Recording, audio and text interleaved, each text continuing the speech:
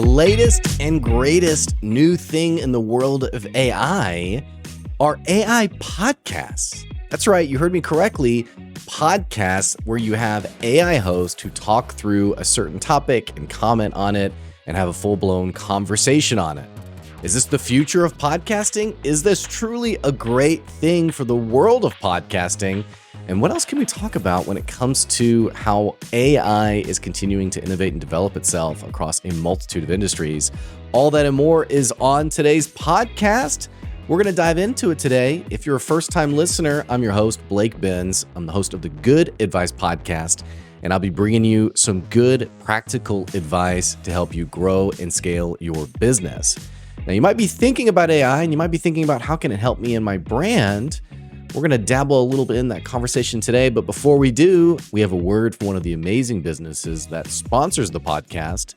Take a listen. We'll be right back soon.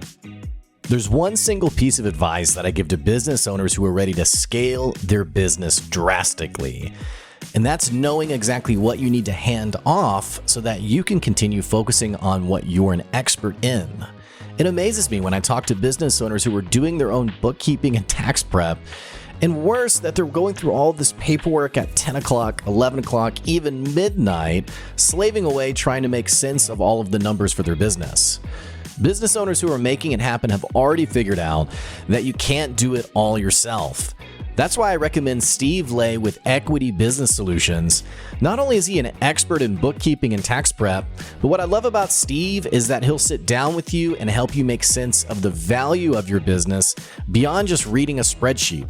You'll be able to make better decisions, and more importantly, you're going to save yourself the crucial time you would have spent going through QuickBooks or an Excel spreadsheet or whatever it is that keeps us up late at night. So save yourself some time and some money by giving Steve Lay a call at Equity Business Solutions, and he'll show you the value beyond your numbers. Go to equitybusinesssolutionsllc.com to find out more. All right, here we go. Let's talk about it. I feel like I always have a disclaimer on potentially controversial topics.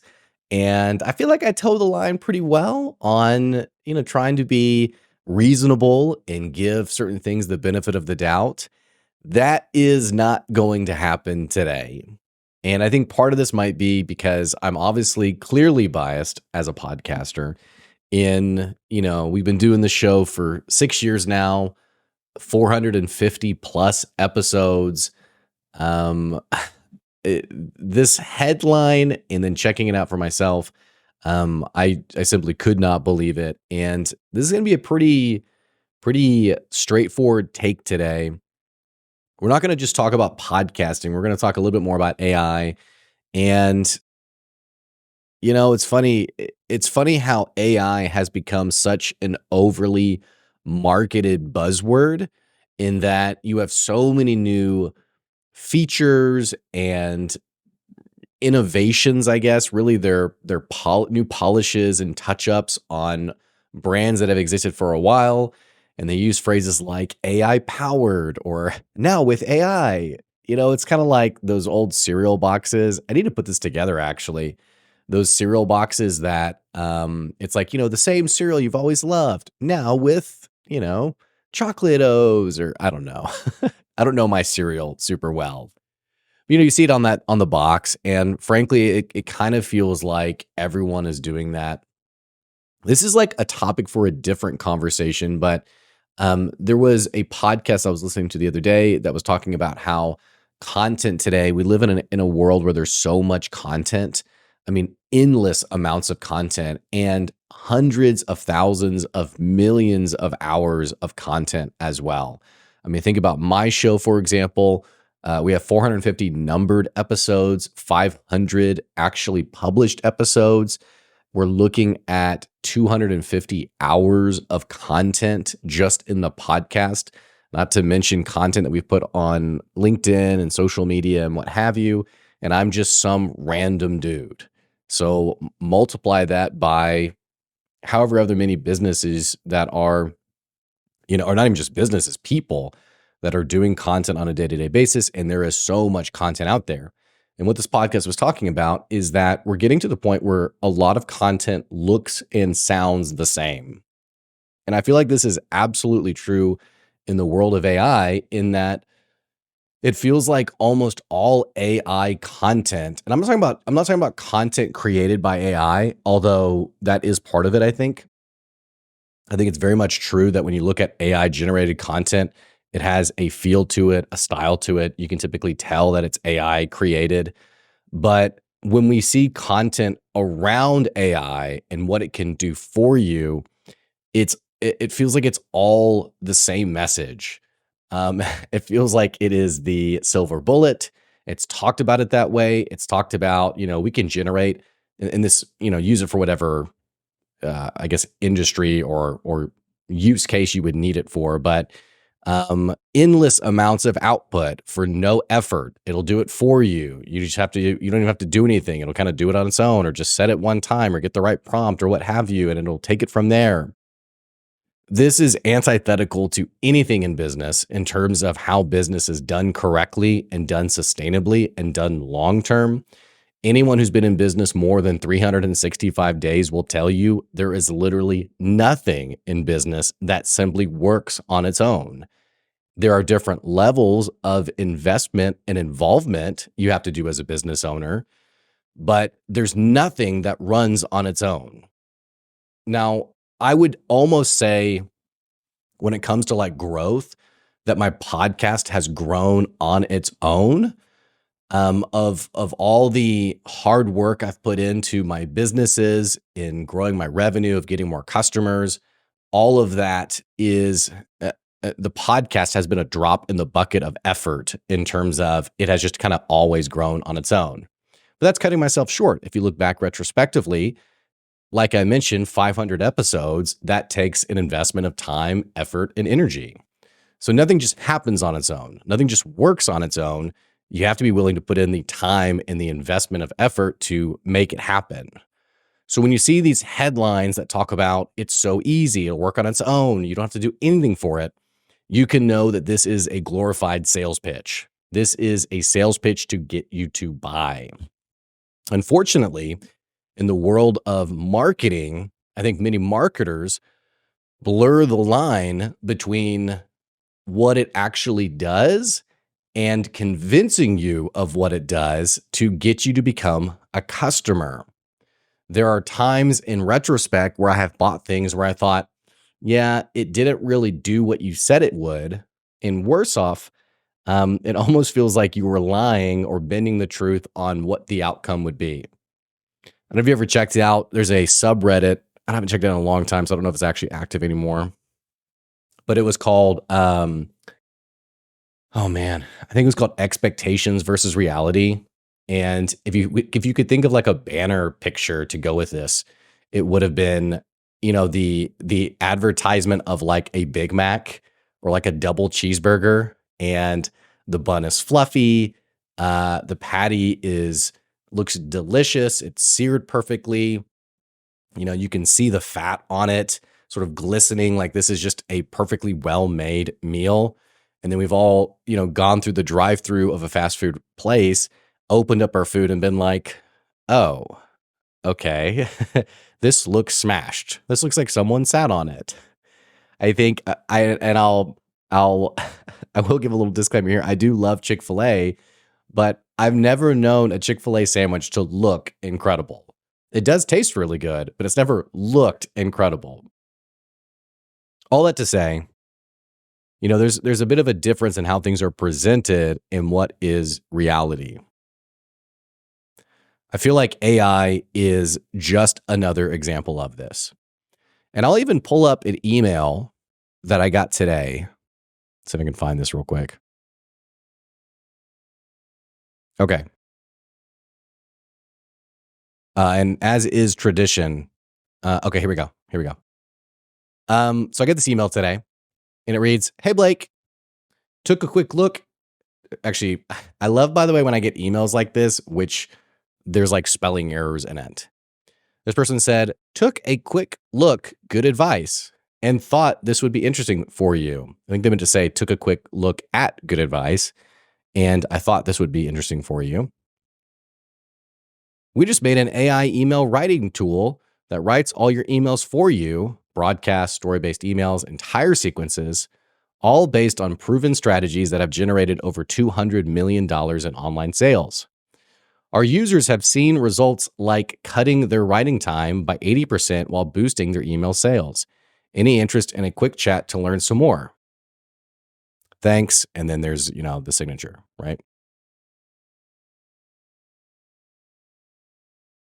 So, apologize. I have a little bit of a cold here, so I'm having to drink a little bit of tea along the way.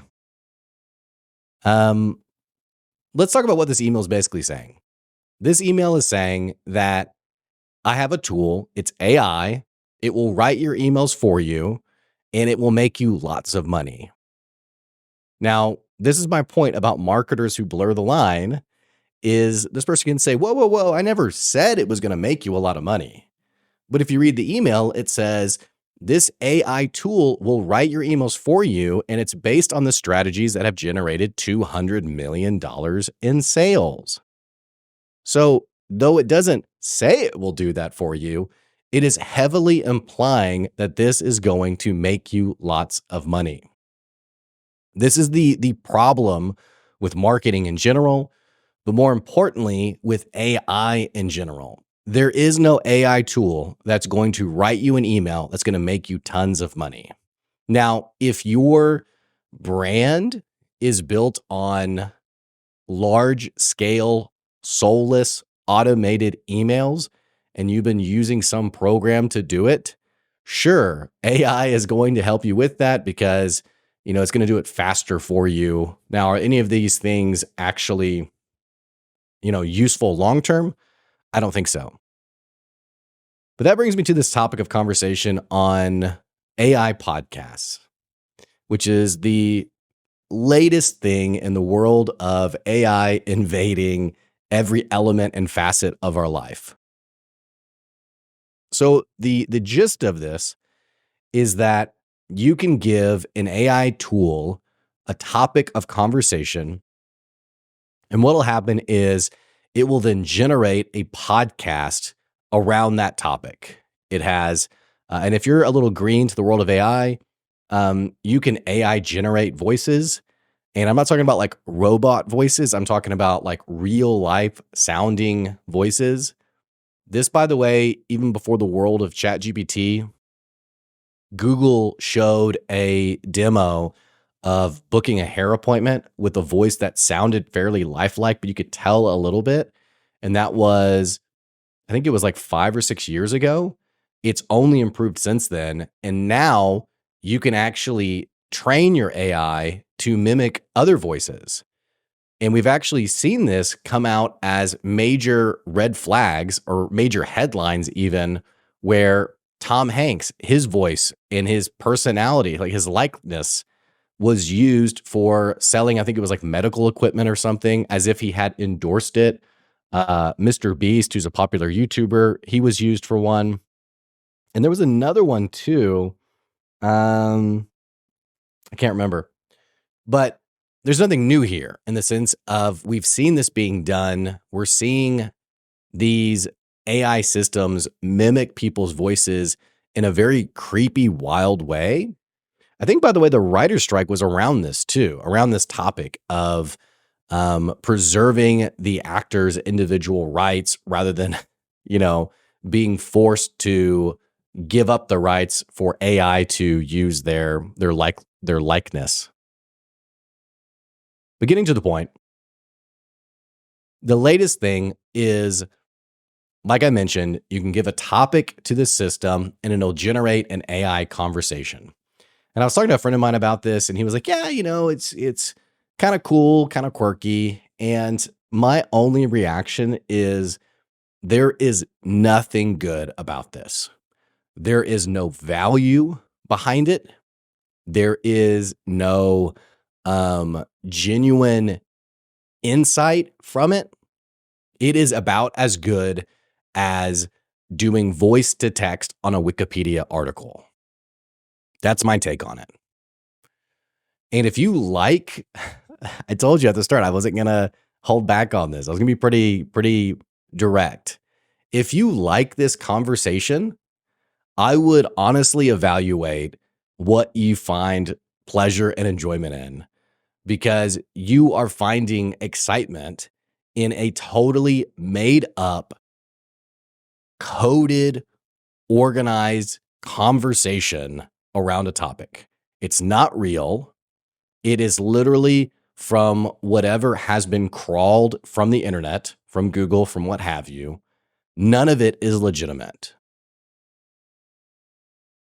I think beyond this, and by the way, I'm not worried about my life as a podcaster. I'm not worried about the podcast today is bigger than ever. It's grown more than ever before. I'm not worried about it. I'm not concerned about it.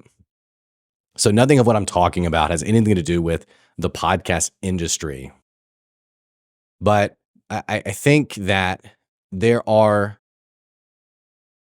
some things that are kind of quirky and cool, of like, oh, cool, I didn't know you could do that. And as long as it doesn't go beyond that, it's like, okay, yeah, that was like an interesting random thing. But to then try and so invasively or overextend AI to now we're creating full-blown conversations, it just feels, and understand it, maybe you're a first-time listener to the show. My bias for business has always been sincerity, earnestness, candidness, being genuine, being direct and straightforward. When I talk to a customer and they say, "Can you do this?" and I cannot do it, I say, "Hey, I can't do that." My approach to sales is this a sales conversation? First of all, yes. Great. Have you looked at my pricing? Can you afford me? Is it in your budget? Yes. Okay, great. Let's have this conversation go further. But I've always been a fan of cutting to the chase and being open and honest. Or I was thinking about a guy that we had, the deal was done. Only thing I was waiting on was the contract to be signed. And I couldn't get a hold of this person, which actually, now that I'm thinking about sales in general, I feel like everyone has this life, right? But I finally had a conversation with him and I was like, "Hey, what's the deal?" Like, you called me, you were like, "Let's go, let's make it happen." I sent over the contract. You asked me to resend it. I did. You asked for the invoice. I sent it, and none of it's been signed or paid. So help me understand, why does it feel like you're being so earnest, and yet I'm the one having to almost nag about getting this deal solidified? Is it because you've changed your mind and you're embarrassed to say that? Is it because you've gotten really busy? Like, what's happening? And essentially what had happened in this person's situation was he had a personal crisis, a family member crisis. And he was like, "Man, I've been so out of pocket. I'm really sorry. I'm ready. Let's make this thing happen." So all that to say, that's my approach to business. Is I am very candid and direct. I am very straightforward. So I'll be straightforward in saying that this craze around AI, you can know that there's an element to it that is of genuine usefulness. I mean, I have a premium membership to ChatGPT. I have found usefulness in it. I don't know if I've gotten my money's worth, but I have found usefulness in it. So there is some value in AI, but beyond that, hang on.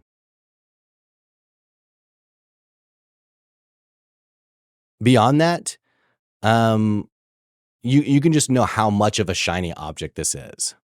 We talk a lot in business about shiny objects and things that are ultimately distractors for your business. You can know that for 90% of brands out there, AI is a shiny object. And what happens with shiny objects? They take away our attention. They typically cost us money, and they usually interrupt us from the path that we were on of creating something real and meaningful.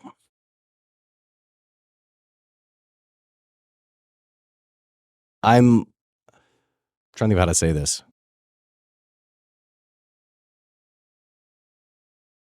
I don't want to sound like I'm on a high horse or that I'm better than anyone or anything like that. I have my flaws as a business owner, just like anyone else. But I am so tired of the AI written email the AI written DM, looking at podcasts with the AI written description to it, typos, things misspelled, sentences that don't make sense. And all of it screams to me someone who is incredibly lazy. So freaking lazy. Your touch points with your customers are so rare in that your customer is so busy. And not even just your customer, the person who comes across your content. It is so rare to have their attention for just a moment. You're battling so many other people out there. And not just in terms of content for your customers, you're not number one on their list. You're number like 57 on their list of all the incredible things they have to get done in a day. The big monumentous decisions they have to make. And of the things that kind of matter or in the back of their mind, you're probably bouncing around there somewhere. And occasionally you come to the front. So your opportunity with someone is so rare and temporary. Why would you leave that to zeros and ones to write that exchange for you? Why would you leave that to AI to create that interaction for you? We're not talking about having a 6-hour conversation with someone. We're talking about the rare moment that you have someone's attention and actually being earnest and direct and present and mindful in the moment to have a brief few minutes of conversation, 15 minutes maybe of conversation. This is why I think many people won't make it in business, not because they actually don't offer something valuable, not because they actually don't have a product that people are willing to pay for. It's because most people are so incredibly lazy and they don't see the amazing opportunities they have in front of them. If you're gonna make it long-term, you have to be mindful and present for these opportunities, and you have to know what to outsource, and you have to know what to put off to another program or another service or something external. You have to know what to optimize and what to hold close to your chest. I had a guy on my podcast years ago who talked about doing things that don't scale and how much he loved doing things that don't scale. Like doing things that seem hard to do when you're running a larger brand. And I think as I've gotten older and been farther in business, I don't actually think of these things as being hard to scale. I think about these things as being more important than ever, but they will be a bigger pull on your time. All this to say, I think that's my phrase for the day. All this to say, I don't have a problem with AI. I think there's some cool tools with AI. There's some cool use cases. And there's some cool ways to get you started. And if you're trying to create some content, you need some ideas, you're doing a podcast episode, you need some suggestions. I don't have a problem with someone throwing the ball around with AI, I guess. It's supporting, it's a supporting service. It's not the meat. It's not the soul of your brand. It's not the main course. It's a side dish. It's the seasoning. It's the salt. It makes it a little bit better. It's not the main course. Business owners who are frustrated with AI are using it incorrectly, and then they're wondering why their business can't seem to get any traction. Because the real gut check is when you take away AI and you look at what the main course is and you realize how undercooked it is. That's a real gut check for a lot of business owners. And it is a painful truth that many of us aren't willing to look at. Part of becoming a better business owner is understanding how far you have to go, how much you need to improve and grow your brand, take customer feedback, innovate and redevelop your service so that you're offering something truly meaningful. Hey, that's our episode on the Good Advice Podcast today. Thanks for tuning into the show. If you enjoyed today's episode, don't forget to subscribe and follow the podcast Also, if you made it to this point, you've never left us a review on Apple Podcast. I had someone message me the other day and said, hey, you have no reviews. I checked it. Our last review was forever ago. Drop us a review on Apple Podcast. I would so appreciate it. Unless you hate the podcast. If you hate the podcast, maybe don't leave a review. You know, if you're a hate listener, you tune in to hear my latest bad take. Maybe don't drop a review. But all that to say, thank you to those of you who've been supporting the podcast long term, both as a longtime listener, as a Patreon supporter, and for the businesses who sponsor the show. I so appreciate it. That's today's good advice. Catch you later.